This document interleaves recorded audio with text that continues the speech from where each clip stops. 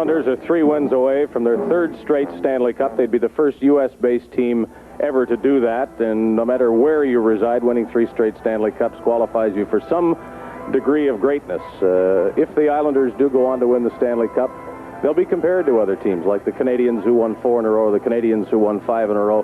How do they stack up as far as you're concerned? Well, Stanley Cup, they'll be compared to other teams, like the Canadians who won 4 in a row, the Canadians who won 5 in a row. How do they stack up as far as you're concerned? Well, I like their depth. That's the thing that they've got going for them. They got that 4th line. Al can play that 4th line all the time. Throw it out there. He's not afraid to throw it out. Apart from depth, they've got Bossy, the goal scorer, Trottier, the playmaker. They've got plenty of size with people like Gillies and Nystrom. They've got a worker like Tonelli. Many underrated players such as Merrick and some of those defensemen, Langevin and Gord Lane. They would seem to have, if you were drawing a team on paper, especially for playoff hockey, just about what you'd want.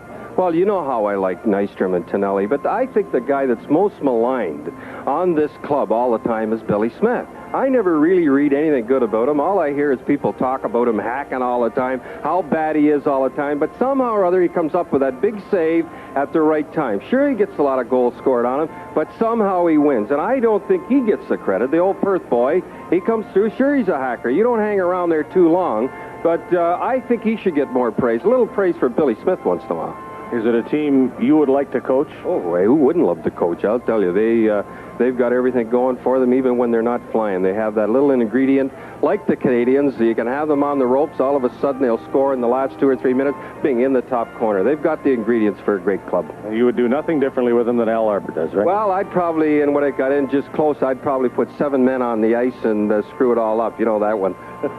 Well, the Islanders are doing just fine, although they did have trouble in game number 1 against the Vancouver Canucks, but there will be talk that the Islanders should rank near some of the great teams in history if they do win their 3rd straight Stanley Cup. And our Stanley Cup playoff coverage will continue in just a moment.